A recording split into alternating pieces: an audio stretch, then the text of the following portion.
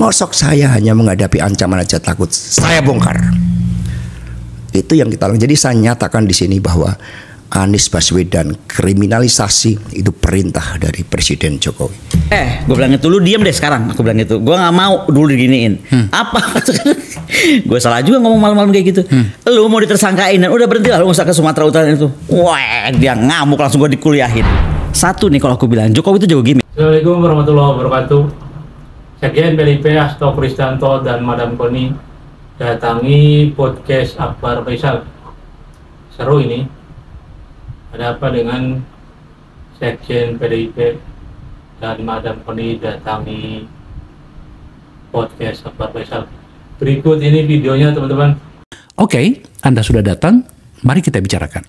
Tentu saja semua ini atas nama kita berbaik-baik sajakah di dalam bernegara atau tidak. Seperti apa ceritanya Mas Hasto? Kita sangat tidak baik dalam kehidupan berbangsa dan bernegara karena miskin keteladanan, etika dan moral.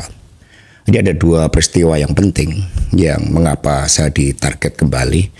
Yang pertama adalah disertasi saya.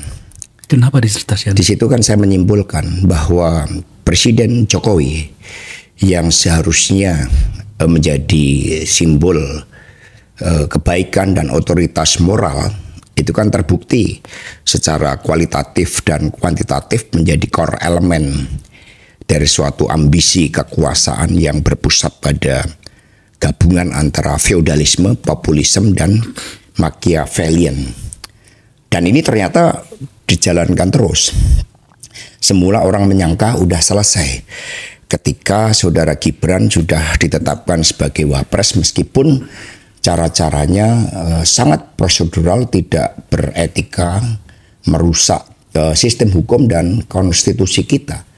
Bahkan mematikan suatu peradaban demokrasi kita, karena kita mau menggunakan referensi tentang kehidupan peradaban suatu bangsa yang baik, tentang agama, tentang keyakinan-keyakinan pada kebaikan, itu kan ditabrak semua. Tapi itu kan produk intelektual. Saya bersaksi para pemirsa karena saya sempat menjadi teman diskusinya Mas Hasto menyangkut disertasinya.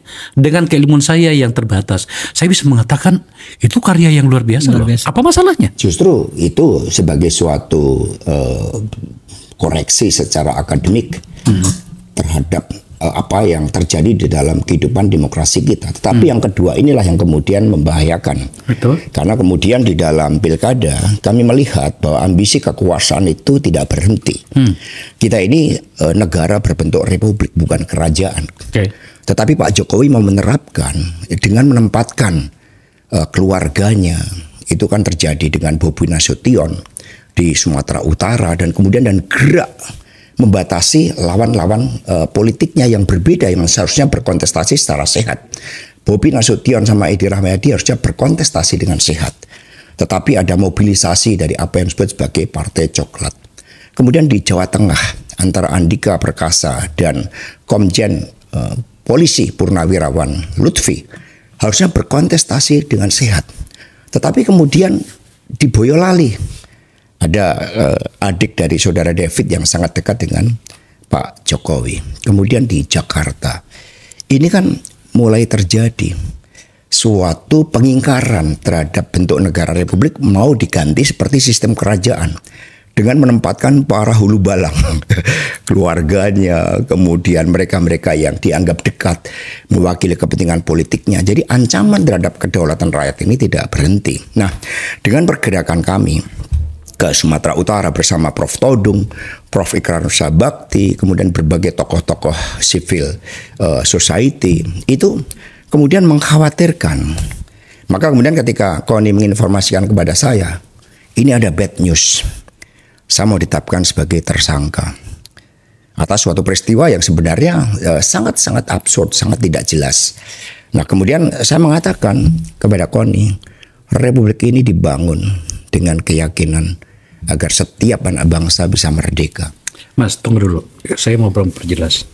Mau ditersangkakan, itu informasi yang sudah lama ada. Sejak berbulan-bulan lalu, selalu ada potongan berita bahwa Hasto Kristianto Sekjen PDIP akan ditangkap, akan ditersangkakan. Dalam kisah ini sebenarnya siapa yang sedang mengincar Anda? Menurut informasi dari Mbak Goni ya? Ya, karena di dalam pesan itu sangat jelas. Sebaiknya saya tidak usah turun ke Sumatera Utara mempersoalkan Bobi Nasution. Sebaiknya Jakarta dan Jawa Tengah semua sudah diset. Bahkan ditambah Jogja. Kemudian saya berimajinasi bukan hanya Jogja. Jokowi kan juga punya orang-orangnya di Jawa Timur. Dan kemudian kita lihat kepemimpinan Bu Risma hari ini yang sangat fenomenal.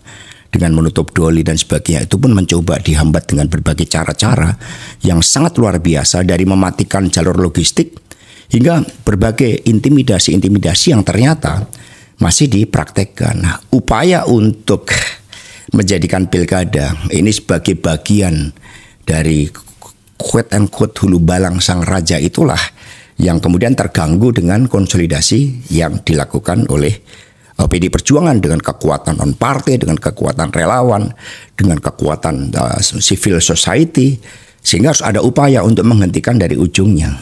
Tapi kita kan sudah biasa di dalam bernegara dengan keyakinan ini.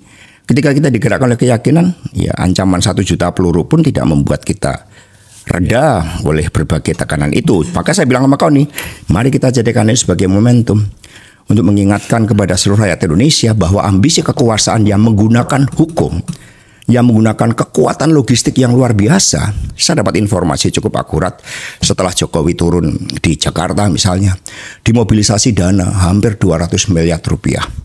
Itu pun dari permintaan 400 miliar. Jadi buat apa pilkada? Kalau semuanya sudah mencoba untuk disetting, dibuat dengan cara-cara yang sepertinya demokratis, tetapi di dalamnya penuh dengan suatu skenario yang membungkam kedaulatan rakyat itu. Kita akan mendalami pada bagian tengah dan akhir tentang ini.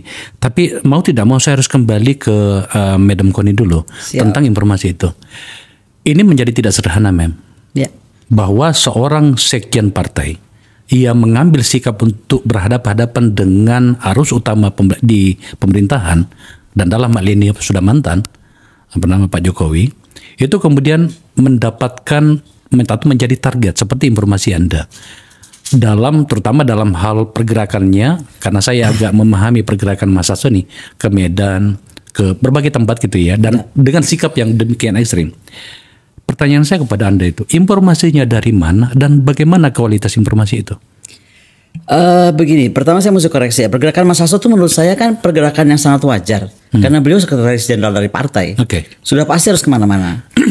Yang kedua, kalau ditanya informasi dari mana, saya pasti nggak akan bicarakan. Kita sudah pernah mengalami ketika di negeri ini sebagai informan yang menyatakan kebenaran, kita malah jadi ditarget.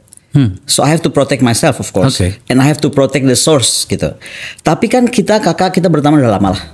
Semua yang aku bahas dengan kakak pasti S1. Nah, kakak bisa bayangkan aku tuh datang, ya kan? Karena aku ada pekerjaan di sini dan nggak bisa lama juga.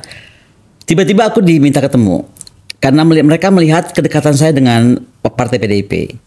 Sebenarnya kan ini juga mesti saya luruskan ya. Saya itu bukan orang partai, saya pengagum PDIP. Kenapa saya pengagum PDIP? Itu dulu pertanyaannya. Karena kakak kita pernah sama satu-satu di satu partai. Gue pakai biru sengaja salah ya. Biar diperjelas.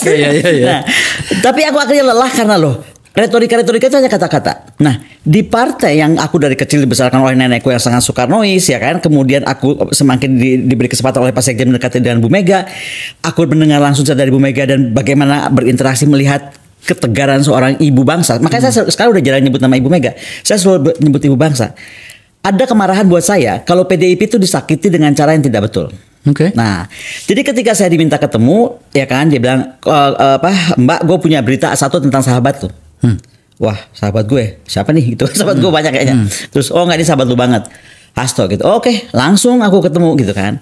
Terus dia bilang gini, gue nggak ada waktu banyak gitu kan, karena kan dia anggota lah, aku boleh sebut ya. Gue nggak ada waktu banyak. Maksudnya anggota itu aparat. Nah, aparat yang merah putih ya. Nah, kita sebutnya aparat merah putih. Aparat merah putih ya. Aparat merah putih. Jangan dianggap aparat itu udah jelek semua. Ada yang merah putih kuning hijau ternyata ya. Oke.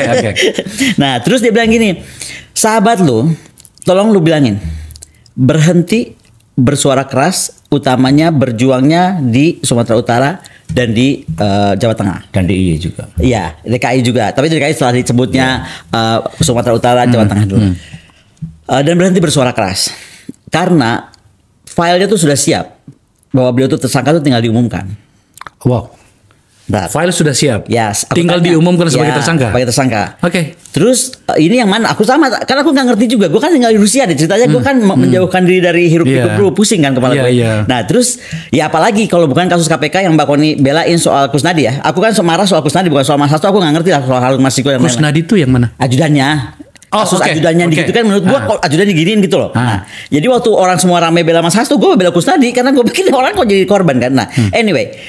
Kedua dia bilang gitu, ini kalaupun harus diteruskan, gue kasih tahu aja ya, ini pasti kalah, karena di sana udah pasti menang. Ini yang pasti kalah itu maksudnya kandidat PDIP. Kandidat PDIP pasti kalah. Pasti kalah, Okay. karena makanya niat dia baik, gini deh, istilahnya nafas tuh dipelihara aja lah untuk darah-darah menang, ngapain darah dari situ udah pasti menang. Oke. Nah buat aku ini kan remind me of months ago, gue di warning yang sama juga kan. Jadi negara ini tuh perlu aku tuh jadi lucu juga ya. Kita nih rakyat bayar pajak makin besar dengan segala macam, tapi ujung-ujungnya semua tuh kayak sandiwara politik gitu. Yang kedua, aku nggak tahu kasus Harun Masiku itu seperti apa sebenarnya. Gue juga nggak tertarik, itu terlalu kecil buat gue ya. Karena itu tadi kita tadi bahas ya Mas ya. Harun Masiku itu seperti kayak orang kita, gue juga pernah ditangkap polisi, saya pernah pusing. Udah Pak, saya lagi dipanggil Ibu, udah deh gitu kan. It's normal. Jadi kayak gitu. Cuma bedanya Harun Masiku punya hak. Kayak ditilang ya kan. Nah, kayak ditilang. Kayak ditilang. Jadi aku tuh langsung berpikir ya, loh sebentar dia nih sekjen loh, ya kan? Kemudian dia begini kan, aku langsung minta waktu. Mas Hasto tuh gak punya waktu, dia lagi sibuk banget lah. Aku telepon jarang dijawab. Aku bilang enggak, lu mesti ketemu gue malam ini terserah. Aku langsung dateng, dia gue lihat mukanya masih capek banget nggak tahu dari mana. Gue bilang itu lu diem deh sekarang. Aku bilang gitu, gue nggak mau dulu diginiin. Apa? Gue salah juga ngomong malam-malam kayak gitu. Lu mau ditersangkain dan udah berhenti lah, lu nggak usah ke Sumatera Utara itu. Wah dia ngamuk langsung gue dikuliahin. Ini tuh partai perjuangan. Lu tahu apa? Katanya apa Mas Hasto bilang? Zaman Soekarno semua orang sudah siap dijeruji apa segala macam. Gua akan hadapi. Kenapa gua tersangkakan? Oh ya gitu lah. Remind me again. Waktu kasus aku. Nah kita ngomongnya kasus hukum gue ya. Boleh sedikit ya. Kan gue juga dipanggil polisi. Walaupun terus hilang. Karena menurut gue aneh. Gue udah upload sesuatu. Gue udah koreksi. Tapi gue dipolisiin. Dilaporin polisi. Jadi ini mengingatkan aku pada saat akademisi bicara. Dulu saat lagi pilpres. Akademisi bicara disuruh stop dengan apapun bentuk itu. Lah sekarang politisi yang jelas-jelas dia sekjen partai memang harus kemana-mana, memang kerjaannya gimana sih, ya kan? Itu kok juga jadi ada kayak dibajak oleh ini. Nah itu aku nggak terima gitu loh. Ini kita mau sampai kapan kayak begini? Oh oke. Yang saya mau tanyakan pada bagian ini, informasi itu saya harus memuaskan keinginan mendengar informasi penonton kita bahwa pertama siapa yang ngincar Mas Hasto, yang kedua kasus apa? Tadi kan disebutkan Kusnadi. Ya kasus KPK.